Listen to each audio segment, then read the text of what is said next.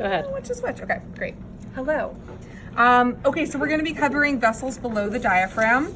Just for context, the diaphragm is this fabulous dome-like muscle. So if you're ever curious, you can always check right there. And the first thing that we see is the aorta. This is a really nicely dyed aorta coming down. We're going to do the arteries off the aorta first. So here is the celiac trunk.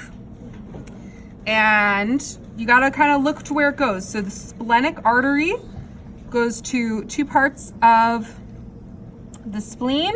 It's very long. You can see that. The gastric is right here. And it's going right to the stomach. And the hepatic is going back. And it's right here. Okay, so that's going way back to the liver.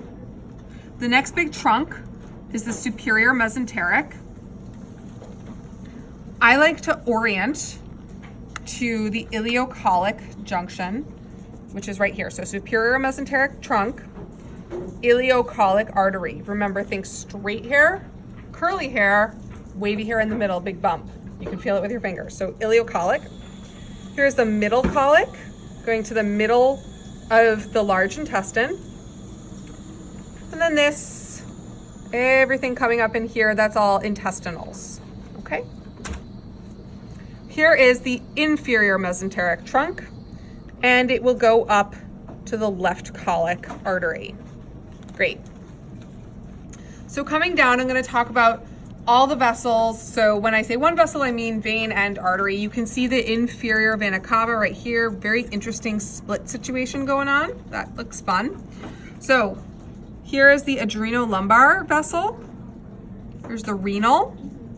This is a ureter here going to the bladder, from the kidney down to the bladder. Okay, moving along. Here's a gonadal artery right here.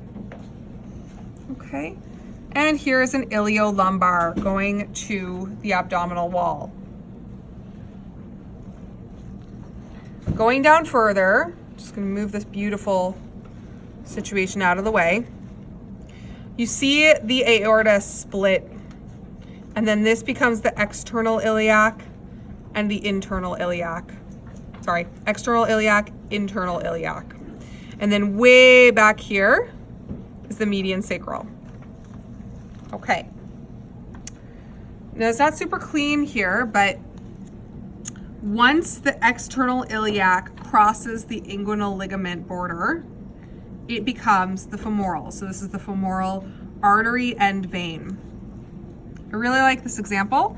So here is a deep femoral vein right here, going deep to the back of the thigh. Here's a great saphenous as a superficial. And this is the popliteal. And that's it.